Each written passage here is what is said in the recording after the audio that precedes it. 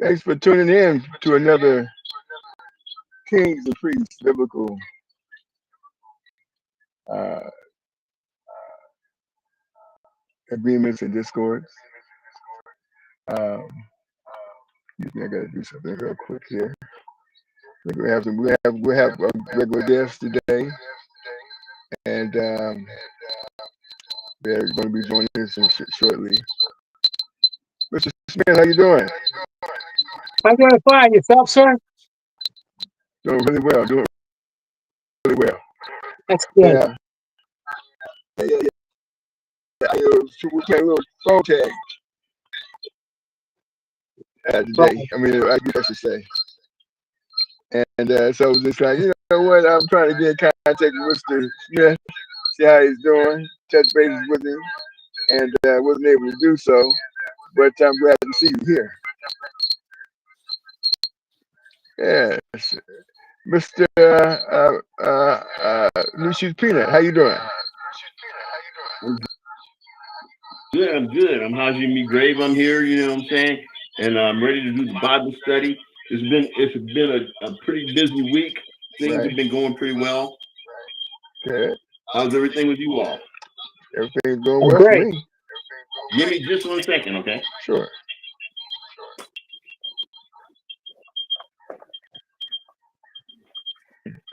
So, Mr. Smith, all is well? Everything's great. Yes. Good. Good. Excellent. Excellent. Yeah.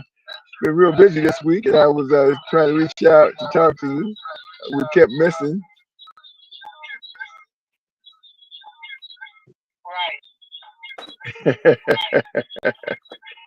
It's all good. Yeah, I think Mr. New Shoes Peanut, King New Shoes Peanut went to get his Bible. I'm not sure there he is.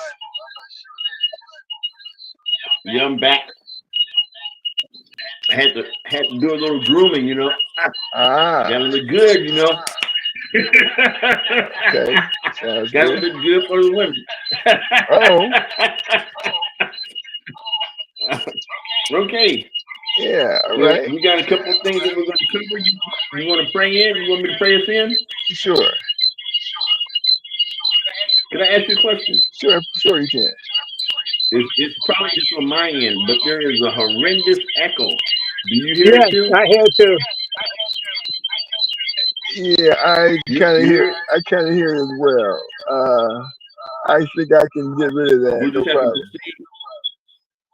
Yeah, hold on a second here. Let me check here before you all. All right.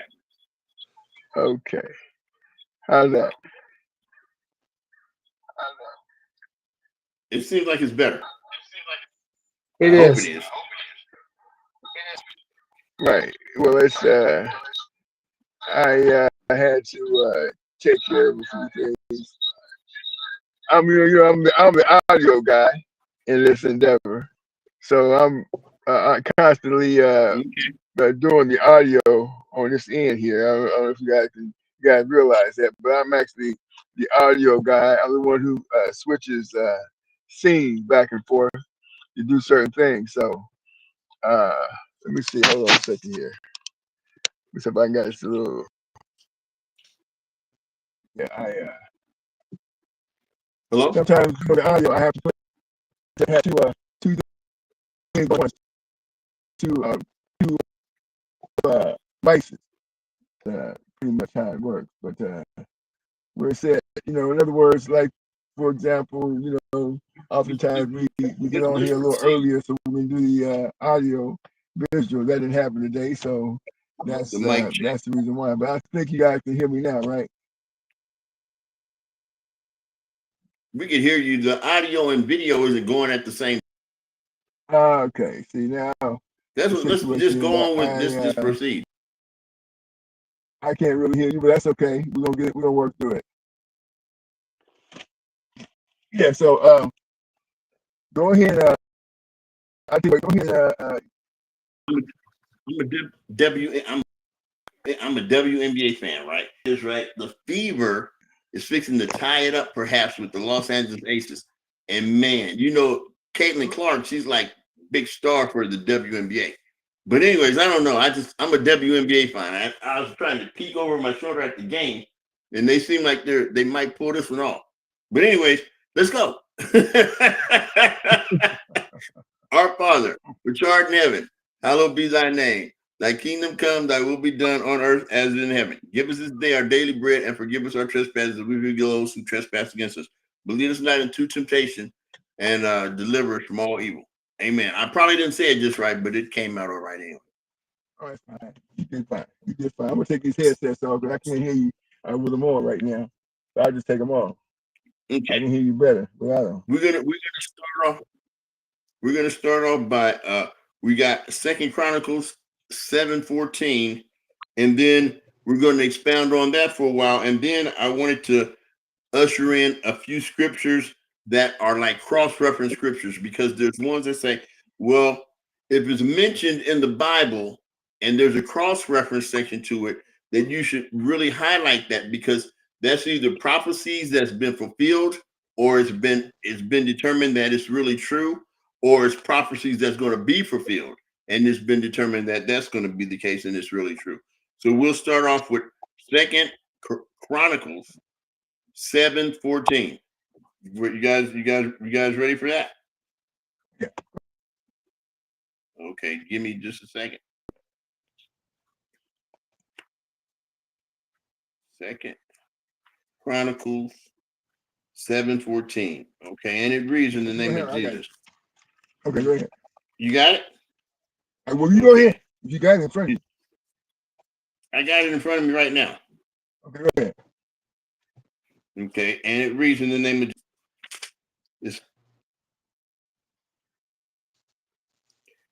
If my by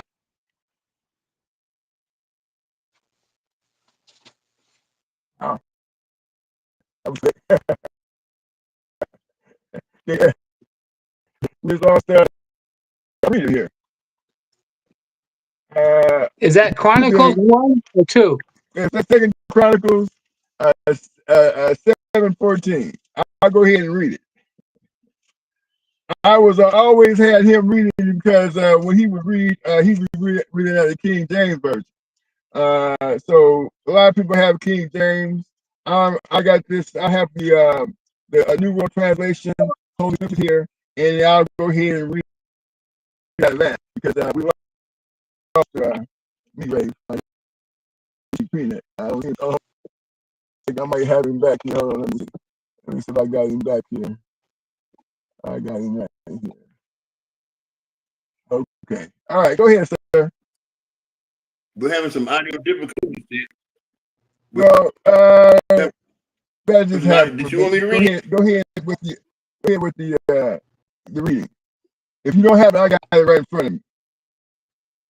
The public, we're having a few audio difficulties.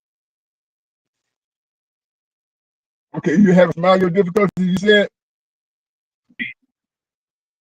Yeah, I'll read it out of the King James Version, 2 Chronicles 7:14, and it reads, if my people, which are called by my name, shall humble themselves and pray and seek my face and turn from their wicked ways, then will I hear from heaven and will forgive their sins and will heal their land.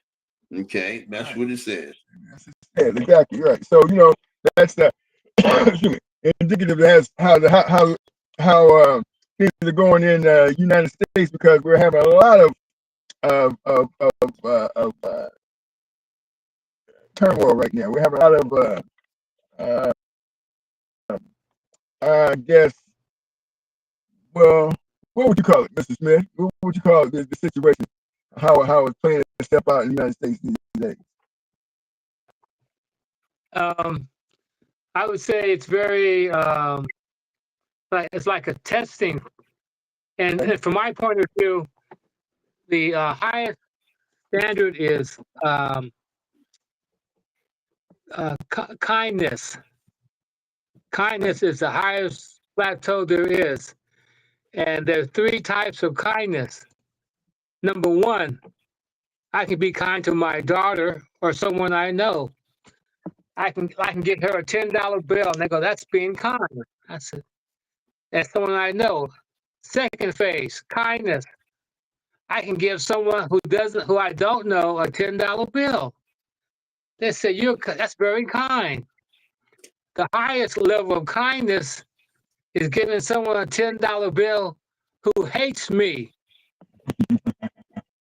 They say, if they hate you, why do you give them a $10 bill? That's an act of kindness. To give you an example, one time I'm driving the car. There's a guy with a sign, I will work for food. Right. I rolled my window down, gave him a $10 bill. He said, thank you. And someone drove by and another car said, go get a job. He turned around and said, F you, and used the N word. And that told me how he felt about black people. Right. But I gave him the $10 bill, and he doesn't like black people. See, when you give a $10 bill to someone you don't know if they like you or if they don't. And with Jesus, he says kindness is the ultimate goal. Whether you read the Bible or you don't, it's kindness. That's the ultimate goal. And when you look at history, there were villages in Africa that were real kind. There were villages who were Indians. They were real kind. All honorable men belong to the same tribe. Right. And like with the guy named Kirk, who just got killed, he got assassinated. He's very close to his wife and his two kids. Mm-hmm. I think he spoke to her, and she came on TV and said, I forgive that guy. Right. I forgive that guy who hated I forgive him. I think that was Kirk who whispered in her ear because she was talking for Kirk. Right. And Kirk said to God may say, Kirk, you may have said things that people don't like. People got mad at you and upset at you. And because you forgave the guy who took your life from your wife and your two precious kids, you forgave him. Guess what? I'm going to forgive you if it was in your heart to be upset at people or make people who don't like you. So I think God is going to look at Kirk and say, I forgive you because you forgave the one who took your life. Right. And that's the highest level that we can obtain. It's not money. It's not position. It's kindness. And in this country, the leader said,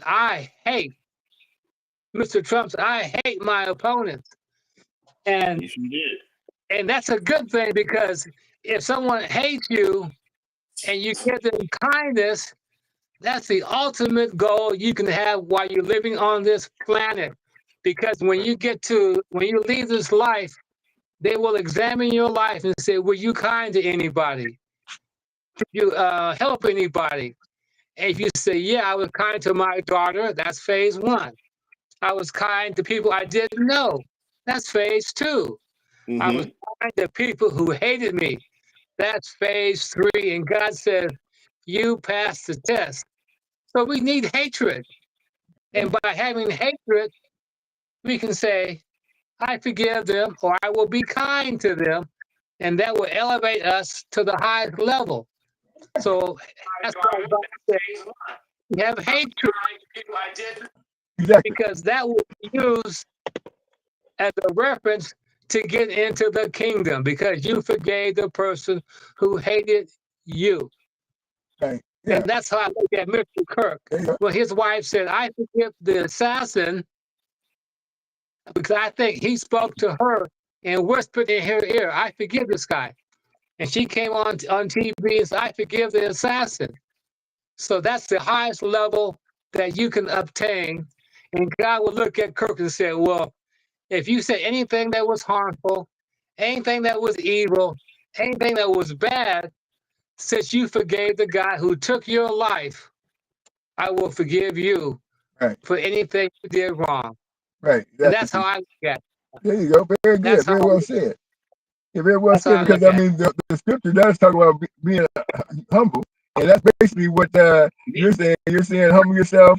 Go ahead and hey, look. You know what? I know we've had a few disagreements.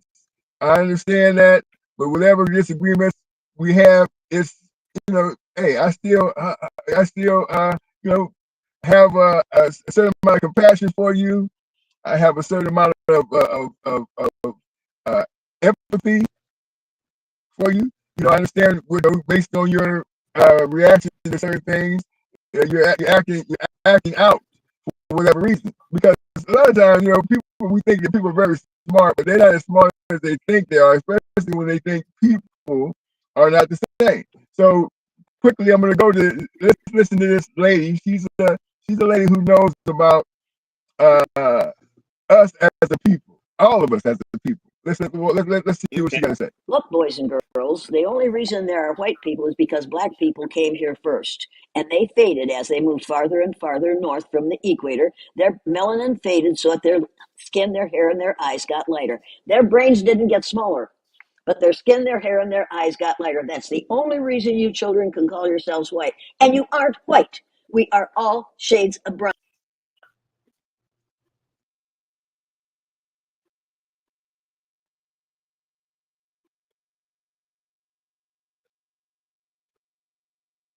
Hello? Yeah. I don't know if she was able to finish that, but basically she says they're nobody's white, they're all shades of brown, right? Yeah, see, and so a lot of times we understand that. I don't know if the video was if on your end if you see the end of it, but that's basically what she said. I'll play it again a little bit later. Pardon me? Yeah, she says we're all shades of brown. Exactly right. Exactly right. So. Yeah, right. Exactly. So that's basically what, if we all had that understanding, I'm talking about all of us, then we might get along a little bit better, right? In terms of us being, in a human race, because basically what happened, Miss Kirk, Mrs. Charlie Kirk's wife knew him better and knew exactly better than anybody, right? She lived with him. She had children with him. So she understood certain things, that his thought processes and who he was, maybe being influenced by, and a lot of these other things, right? But these things cause, situations where we have reaction, right? And I want to play a reaction real quick, and then, of course, Mr. New Shoes Peter had his finger up, but he's been looking at the TV, so we'll get back to him in a moment. But we will listen to reactions, to not humbling ourselves and our leaders in this country reacting to it. Here goes. Let's listen to this part of this. Congresswoman Jasmine Crockett. I want to ask you about that in one second, but I do want to start. First of all, welcome. Thank you for being here. With the New York Times reporting that the DOJ closed an investigation into the president's border czar, Tom Homan, after he allegedly accepted a bag of cash from undercover FBI agents. Now, I should say the FBI director and the deputy attorney general say they found no evidence of wrongdoing. You're a member of the House Oversight Committee. Are you going to try to get information about the investigation? This is absolutely something that not only oversight but judiciary should look into, and I sit as the ranking member on the subcommittee for judiciary that is oversight. So this is something that me and my team are definitely going to look into, and hopefully the chairman of that subcommittee is interested in finding out what the truth is, because that is what we are really supposed to do. We are not supposed to figure out who is best friends with the president, and if they are closely aligned with him, then just ignore things while trying to make up things about political opposition. Well, on that note, I do want to turn to something that you heard the senator just say, which is he was talking about a resolution that came before the House this past week honoring Charlie Kirk. And there were 58 Democrats who voted against it. You were one. Yeah. Why? Absolutely. You know what? One of the things I do want to point out that's not been laid out that honestly hurts my heart is when I saw the no votes, there were only 2 Caucasians. For the most part, the only people that voted no were people of color, because the rhetoric that Charlie Kirk continuously put out there was rhetoric that specifically targeted people of color. And so it is unfortunate that even our colleagues could not see how harmful his rhetoric was specifically to us. And I can tell you that a month prior to him passing away, he had actually gotten out on his podcast. I wasn't aware of this at the time, but he got out there and he was talking negatively about me directly. So if there was any way that I was going to honor somebody who decided that they were just going to negatively talk about me and proclaim that I was somehow involved in the great white replacement, yeah, I'm not honoring that kind of stuff, especially as a civil rights attorney, and understanding how I got to Congress, knowing that there were people that died, people that were willing to die, that worked to make sure that voices like mine could exist in this place. So to me, just like we wanted to make sure that those Confederate relics were taken down, the idea of a new age relic being propped up was something that I just could not subscribe to. And it is unfortunate that more of my colleagues, even on my side of the aisle, could not see the amount of harm that this man was attempting to inflict upon our communities. So meanwhile, you obviously feel very strongly about the rhetoric that Charlie Kirk used, that you find objectionable, and also from others in the MAGA movement. As the memorial service for him is going to happen later today, there is a debate over heated rhetoric on all sides. And listen, whether it's heated or not, the fact is Charlie Kirk should still be here. It should not have been that there was political violence that resulted because of the words that were coming out of his mouth, just like plenty of MAGA hates when I mention white supremacy, which kind of tells you where MAGA stands. But nevertheless, they get very upset when I talk about white supremacy. But that doesn't mean that somebody should then try to find a bullet or try to find a knife and harm me. Not in America. That's not who we are supposed to be. Well, let me ask you, because I do want to play a couple of statements that you made earlier this year. Okay. Unfortunately, we have someone that is occupying the White House, and as far as I'm concerned, he is an enemy to the United States. They want to show that they are loyal to this, I don't even know what to call him. I've called him so many things, but this wannabe Hitler for sure. And to be clear, the president has attacked, other people have attacked you in his orbit, maybe not him personally. But do you have a responsibility as an elected official not to raise the temperature, but rather lower the temperature, particularly when there are people out there who listen to elected officials all over the place who are not well, who use that as a way to instigate the political violence that you are calling out? I think that my responsibility is to be transparent and to be honest. And the reality is that we are living in a time in which this administration and this regime is not interested in making sure that people understand history. We need to understand why they are so problematic. And so I am using that language because it is accurate language. When we see the consolidation of power, when we see them trying to chill speech of jokesters, when we're seeing all of this, that is a playbook out of Hitler, and I won't deny it. Like, these are the facts. But one of the things that I've never done that the president has done consistently is called specifically for violence. He has said, oh, beat that one up. He has said those types of things. We know that Charlie Kirk was saying things about who should live and who should die. I have never said those kinds of things. And I think that those things are the ones that are really, really dangerous. And even still, some of that will still be protected. We know that we still have laws that are on the book that certain speech is not protected, that it does cross over when you are inciting violence, such as what we saw on January 6th,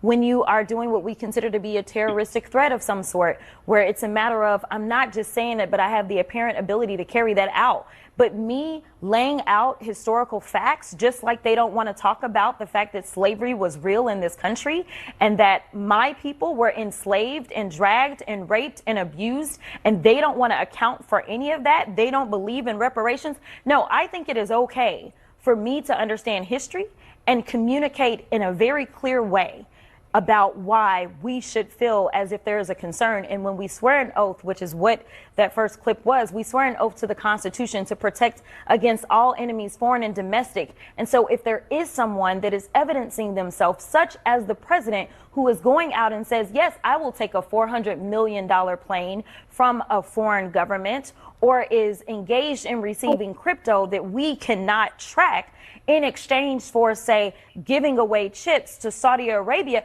No, we absolutely need to understand how these things could cause us harm, or when he's cozying up to somebody like Vladimir Putin, it's not only a problem for us, but it's a problem for our allies when you have somebody like Poland that is like, yeah, this is what Russia's up to, and the president is like, oh, that may have just been a mistake. We need to understand what all his business dealings are, even with Russia, because that has the potential of putting us in harm's way.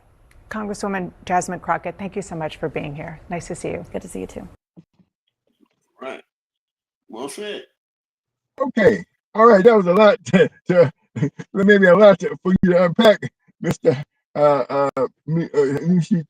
Go ahead.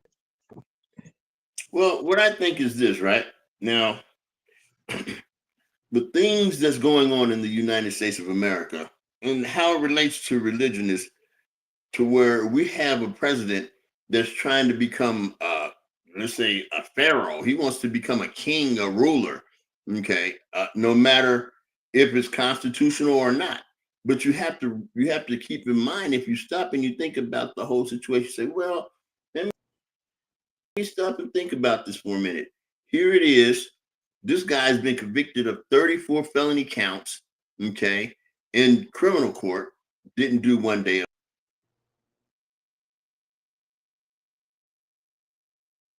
Oh, look like we might have lost Mr. King New Shoes. On my end, he's frozen. What about you, Mr. Hema? Is he frozen on your end? Yes, I can't hear him. He's Okay, frozen. fine. Well, I'll go ahead and expound from my perspective.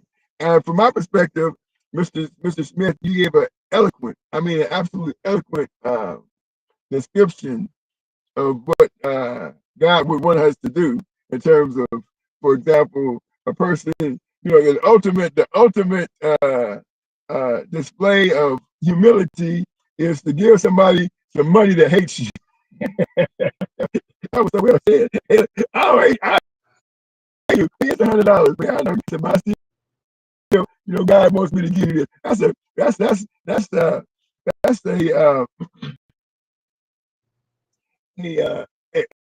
prime example of how to be humble in a way that God would want us to be. And so like, for example, we got politicians, we got the situation with what's going on in the country today, and Trump wants to fight everybody, and I mean everybody. So everybody puts their gloves on. Very difficult not to put your gloves on, especially when you live in a country where if you don't have, you don't eat. Okay, you can't get you you're not gonna be with you can't be with us. You cannot live with us. You cannot you can't live like we live. And a lot of these things have a tendency to people go back like she did, talked about slavery, which is true, and I guess if the more compass would be, for example, if we can just, like, for example, not be so fearful that, they would become slaves. That we're all supposed to be slaves to each other. In other words, we're all supposed to be, be having servitude to each other in the first place. It says biblically that the first will be last and last will be first. And so that's basically what I got from what you were saying. You can get a description, Mr. Smith. When the ultimate test is if you give somebody something that hates you. The person said, I don't like you because you're whatever, you're black. So here, well, I tell you what, I got $20 for you, sir. I know you might need it. If you don't need it, you don't have to take it. But if you do, please, I want to give it to you. And that's the ultimate source of God, that dwells in us, that will come out to to go ahead and do that. So I thought that was very good. So I mean, let me ask you this question, Mr. Smith. Where does that come from? I mean, where did that come from? Where do you think that, the way you do that thought process, that's within you, where does it come from? I'm just asking, I'm just curious. Okay, yeah. I read a lot of books, and one book it said by the Hindus, it says it believes a rich man sooner or later must become a beggar for his soul to develop adequately. So, like you said, first will be last, last will be first. In terms of power, have you heard of Genghis Khan? He had a son or grandson. He had, I think it was 12,000 ships, and they went to Japan, and they were going to invade Japan. 12,000 ships. The samurai was on the shore looking at the ships, and guess what happened? A monsoon came and wiped out all the ships, and one ship was left, and that was the ship of Genghis Khan's grandson. He went back to Mongolia. He went back. When the Russians, when the Germans attacked Europe, they came a mile from Moscow. And guess what happened? It was snowing and the equipment froze. The tanks froze outside Moscow. And the war had went the other direction. When I look at people with yachts, he has a $500 million yacht. He has a 300. We look at all the wealthy people, they have these yachts. And I said, well, look at history. What happened to the Titanic? What happened to the Titanic? Right. Okay.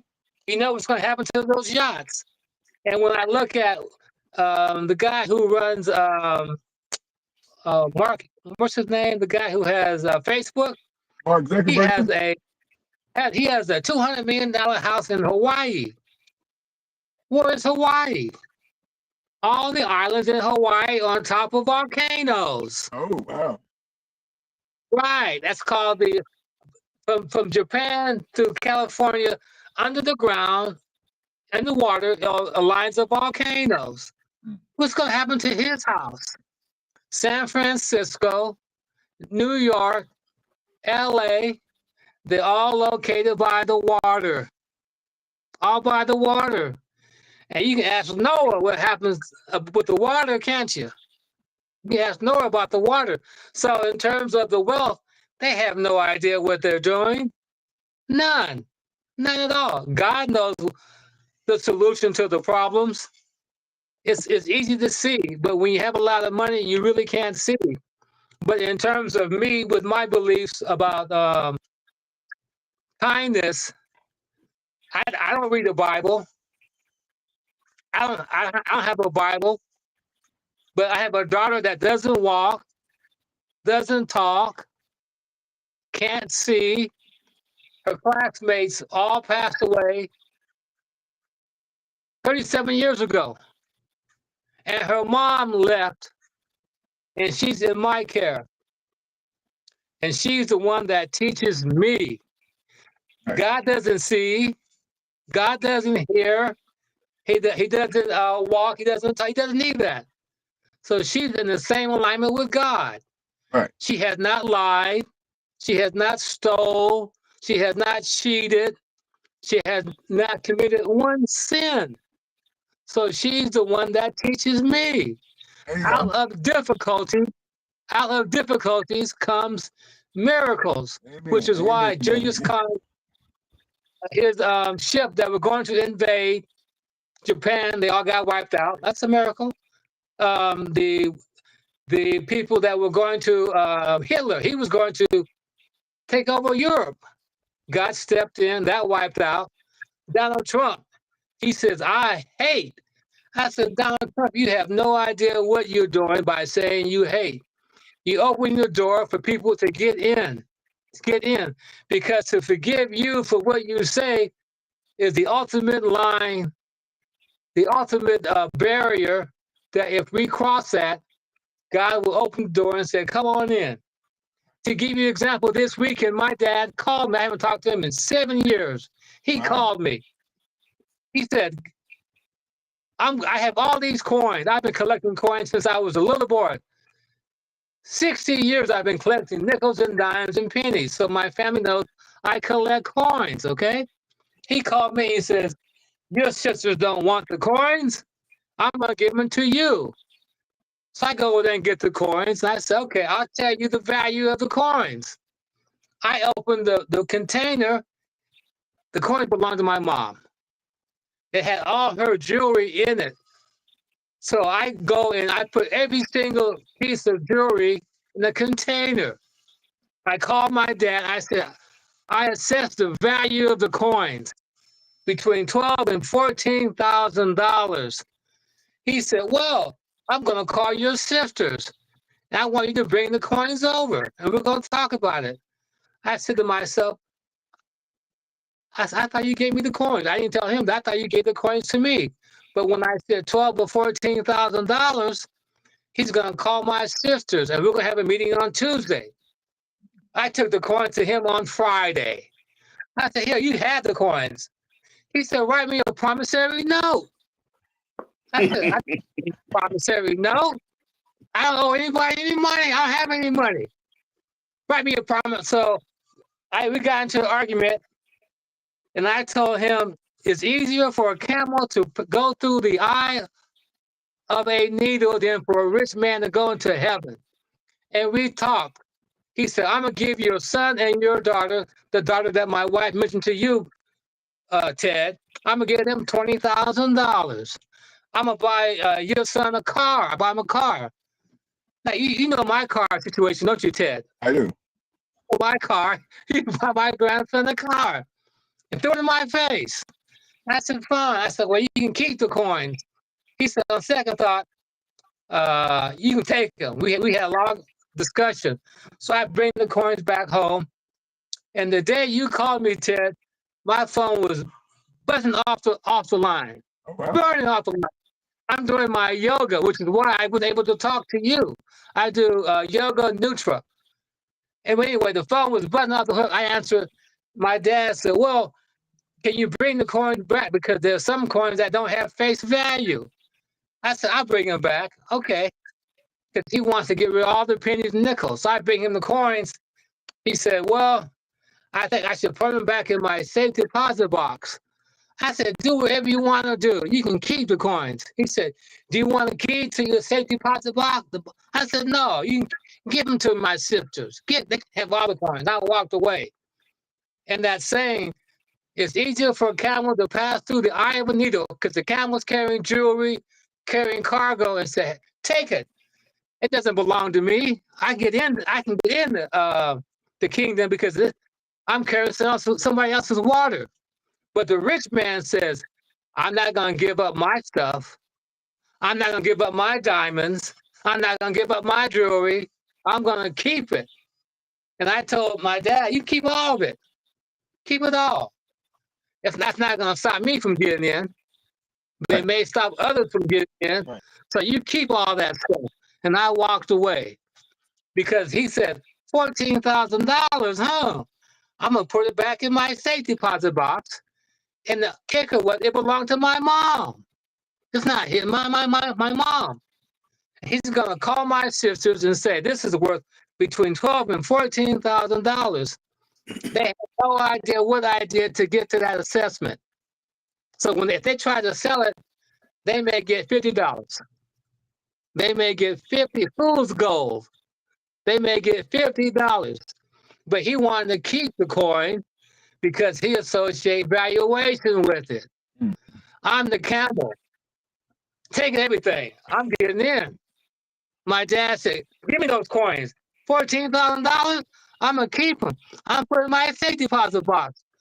I said, what should be in your safe deposit box shouldn't be a coins. It should be a Bible. It should be a Bible, not coins. But to him, and he's just like Donald Trump. Just like Donald Trump. And the Hindu said, for a rich man, sooner or later, he's going to become a beggar. And what you said, Ted, those who are rich will be first. Those that are first will be last. And that's the bottom line. And you don't need the Bible to have kindness. The Bible helps us. That lady who said we all are the same color, we're Homo sapiens. We came here 300,000 years ago from Africa. And guess what? They found 7 other different types of skeletons that look like us. They didn't have a Bible. Homo erectus, Homo habilis. There are 7 different types of human beings that look like us. But we're the last survivors. And we all came from Africa. They had human beings that were 3 feet tall. They found all these skeletons. 1 group, 2 groups, 3 groups, 4 groups, 5, 8 different types of skeletons, including ours. And the other 7 are not here, but we are here. We are here. Now, did God have a Adam and Eve, all of them? I don't have a clue. All I know is that God looked at us and said, I'm going to give you a chance. And the chance he's going to give us said, well, for you have to have a chance, you have to live. And spell live backwards. Spell live backwards. EV, That's what it's with EVIL. to get in. So that's our test. That's our test. And our test involves man-made values. And all the rich, they all going to New York, LA, and San Francisco. They're all buying big ships, big yachts. And I said, they don't have a clue. They don't have a clue. They have all the money, but they don't have a clue. Jesus had 1 pair of shoes. They go, Heman, how many pair of shoes do you have? I said, I got 1 pair. I can only wear 1 pair at a time. So I bought 4 of the same pair for $18. They go, you keep those shoes up. I can tell them I had the same pair. 4 of them. 4 of them I bought 5 years ago. They go, those shoes last a long time. And my daughter said, Dad, those shoes were sold in 1980. They were on a commercial with LeBron James. Somebody gave him the same pair of shoes I wear. And the guy said, hey, these shoes are 40 years old. That's why they're $18. So I bought 4 pair of them. I said, I can only wear 1 pair at a time. If someone says you can't get in because you don't have the right shoes, I don't belong in. I don't belong in. So I got 1 pair of shoes. Right.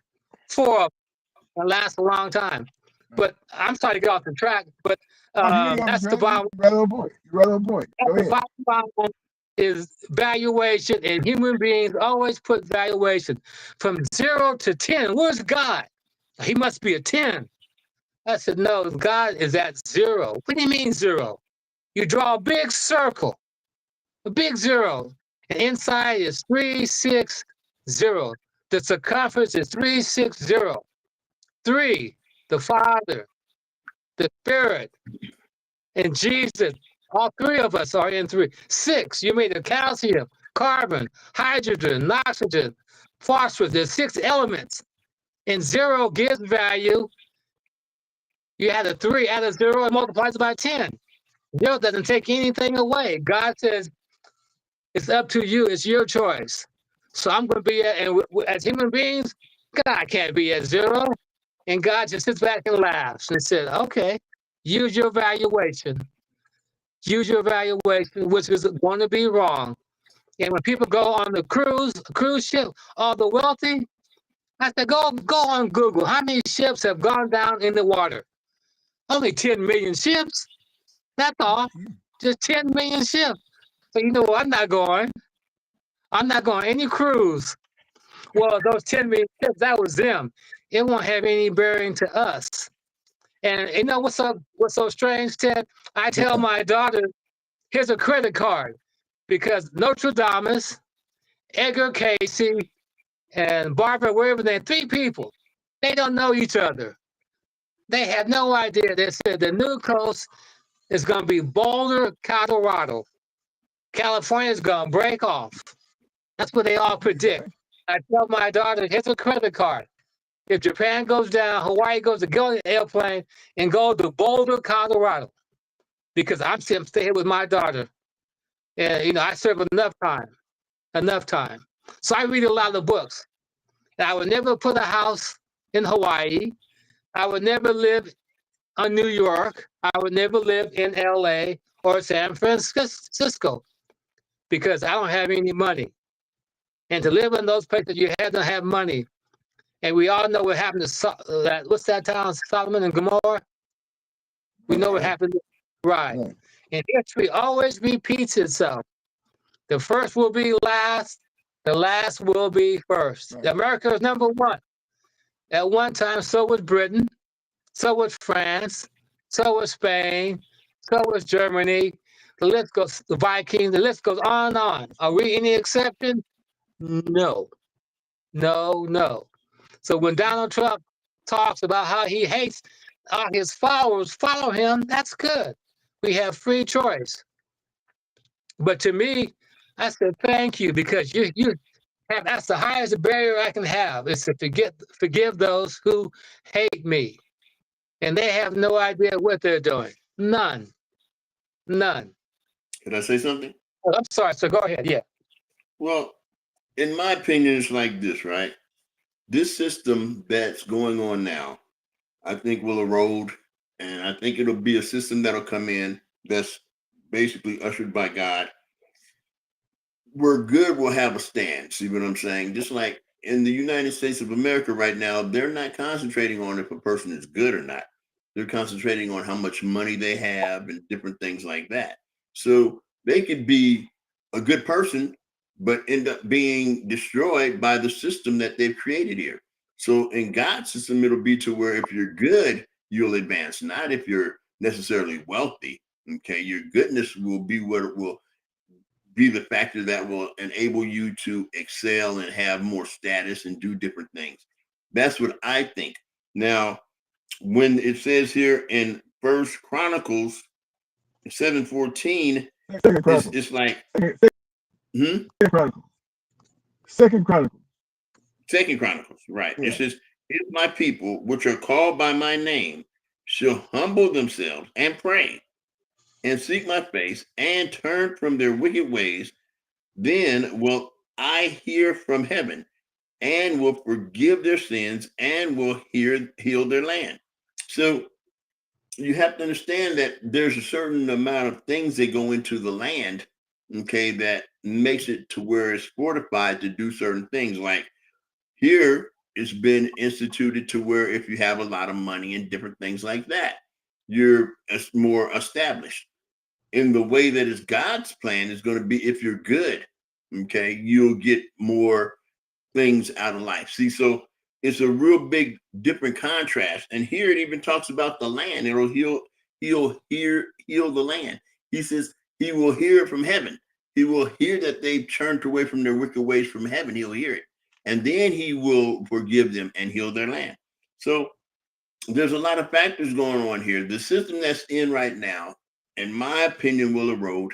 And the system of being good, okay, and like it says here, it says if they humble themselves, okay, and turn away from their sinful ways, you know what I'm saying? And what's happening now is there's a lot of things that happen that it's basically what man is ordaining, okay? It's not God ordaining these things, it's man ordaining these things. See, just like here it is, Donald Trump, 34 felony convictions. But did he go to jail? No. Why? Because man ordained that he wouldn't do that. See what I'm saying? It wasn't God that ordained that he wouldn't do that. It was a man system that ordained, okay, well, if he becomes president, then he won't have to go to prison. So he became president, so he didn't have to go to prison. Okay. So a lot of things are the things that man ordains right now. God's order is coming in, but it may take a little while. I don't know how long it'll be, but I believe that that's the factor that will establish things to go in the right direction. Like me, I don't see myself how I really look, but does it stop me from ministering and learning the word of God? No, I still keep going because I think that that's an important process to understand what God values. See what I'm saying? I mean, there's things that's going on in my life that there's men that say, I never heard about you doing these things, but does it disturb me from going to the word and ministering and getting into the Bible? No, it's still, I still stay grounded in the Word of God. So I don't really get shook up by a lot of things. I just keep going, because one thing about life is it's I can't stop it from happening. See what I'm saying? I if I tried to kill myself, it probably wouldn't succeed. I'd probably still wake up and still be going about life. So I have to deal with On that it. note, let me read this. Let me read this real quick, because we're getting close to the hour. We got like 10 minutes. I'm gonna read this real quick, because this is what the book says. God's word says what will happen if you don't do what I asked you to do in 2 Chronicles 7 and 14. So I'll go to Leviticus 14, and I'll read from 14 to 17, and then after that, you gentlemen have the floor. However, if you will not listen to me, nor do all these commandments, 15 says, and if you will reject my statutes, and if your souls will abhor my judicial decisions, so as not to do all my commandments to the extent of your violating my covenant, 16, then I, for my part, shall do the following to you, and in punishment I shall certainly bring upon you disturbance with tuberculosis and burning fever, causing the eyes to fail and making the soul pine away. And you will simply sow your seed for nothing, as your enemies will certainly eat it up. 17. And I shall indeed set my face against you, and you will certainly be defeated before your enemies. And those who hate you will just tread down upon you, and you will actually flee when no one is pursuing you. So on that note, that's basically where those that are disobedient, not doing what it says in Second Chronicles 7 and 14 will so that have was to look forward to. That's Leviticus. What is that again? Leviticus 26, 14 through 17. Okay, got that. Yeah. All right. Yeah. So you have to realize that Well, hold on a second before you start. I think Mr. Smith was going to say something before I interrupted. Go ahead, sir. Yeah, I just want to say one thing. You're right. There are people who have wealth who are good. Good. They're good to the family. They're good to the employer. They're good to themselves. They have good cars, good houses, good income, and they're good people. And when you say, can we build a homeless shelter next to your house? What are they going to say? When the man that pushes the shopping cart says, can I rest in front of your house? What are they going to say? When someone says, I don't have a job, I don't have any money, I don't have any place to stay. The people who are good to themselves, good to the family, good to the employer, good people who go to church, when they're confronted with what the Lord says, here's the test, are they going to pass the test or not? They can be good people all they want. They can go to church, do all the good things. But when someone who has no money, has no house, has no clothes, only has hunger, and the book says, Moses said, if you feed the hungry, you feed God. I'm at the bank one time. A girl was sitting down at the bank, and some guy walked in front of her, took out $100 bills, and looked at her and said, you need therapy. You need help. You need to get a job. You need to get on your face. I went to the machine, took money out, handed her a $20 bill. She got up and walked away. Walked away. I said, well, that leaves me with $80 left. And she walked away. And I said, I didn't ask her what she was going to use it for. All I knew is she was sitting in front of the bank, and people don't sit out with a sign that said they're hungry. People don't ask for money. They don't want to do that. But when they do that, That tells you where they're at in life. And God says, when you see someone at that stage in life, you hand out your hand and you pick them up. Now, the people who are good people, who have good jobs, good money, good housing, good food, good families, when they say, are you going to extend a hand? And what are they going to say? Some may say yes, but the majority are going to say, and you know the answer to that question. So you're right, there are good people. But when God puts them to the ultimate test, are they going to pass the test? And we all know the question to that. If you have money in your account, do you want someone who has nothing to be next to you? There's a saying, keep company with those that make you better. If they don't make you better, don't hang with them. I told the grandkids, if they don't make you better, don't associate with them. If they're going to steal something, commit a crime, that's not making you better. Walk away. So we know about the wealthy. But once again, God says this is the ultimate test. And we, heaven's gone, when they say heaven and earth, we know heaven may only have a few people, but earth may have a whole lot because people on earth go with earth values. And the bottom line, I'm going to get mine.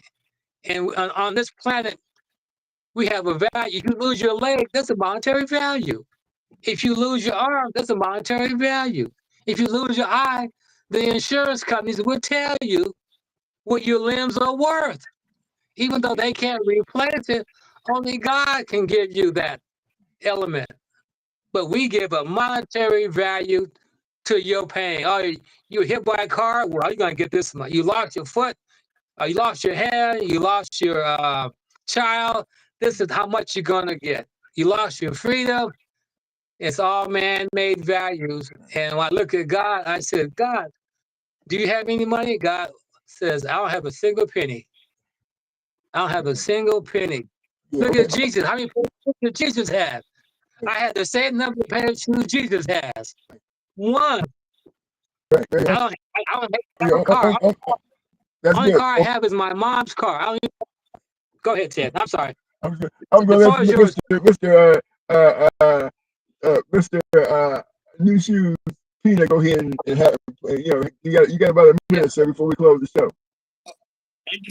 I mean, I concur with what you're saying to an amount, Mr. Heman. I mean, but my whole thing, my assessing of it is that God's order is going to come in, and God's order is going to be where people have to be good, not have to be rich. Okay, they have to show goodness in order to basically make it to where they're going. That's all I wanted to say, and I have a feeling that it's coming soon. I don't know how long it's going to take it to get here, but I have a feeling that it's coming soon, and that's pretty much all I had to say. And you know what I'm saying? Okay, so we got about Anybody 2 else want to minutes chime left. in? Yeah, we got two minutes left. Go In ahead. the spirit world, Go ahead, Mr. Go ahead. In the spirit world, 100 years is one day. One day. Jesus was here 22,000 days ago. That's only 20 days ago Jesus was here. 20 days when you get to the spirit world. But to us, that's a long time. Is it? We're going to find out. We're going to find out. And if you find out, you better be prepared because they're going to ask you, did you help anybody? Mm-hmm. They're not going to say how much money you have. They're not going to ask you where you live. They're not going to ask you what kind of car do you drive, what kind of job you have. They're going to ask you one question. Who did you help? Who were you kind to? That's the ultimate barrier of judgment, and that belongs to the hands of God. All right. The floor is yours. Good. Well, we appreciate the input, gentlemen. I want to thank God for another opportunity to come together and guided by His word. And want to thank both the Spirit and the Bride. I always do that, and Jesus Christ and all the other prophets. On that note, we're gonna let this wise lady close us out. Here she goes. Look, boys and girls, the only reason there are white people is because black people came here first, and they faded as they moved farther and farther north from the equator. Their melanin faded so that their skin skin, their hair, and their eyes got lighter. Their brains didn't get smaller, but their skin, their hair, and their eyes got lighter. That's the only reason you children can call yourselves white. And you aren't white. We are all shades of brown. Okay. All right. Amen. Amen. Amen. Everybody have a blessed day. Appreciate you guys. All Okay. right. Love and goodness. See you next week. Yeah, always. Thank Okay. See you next. Okay. Goodbye. See you next week. Happy 4th. Okay. I'll be waiting for your call, Ted.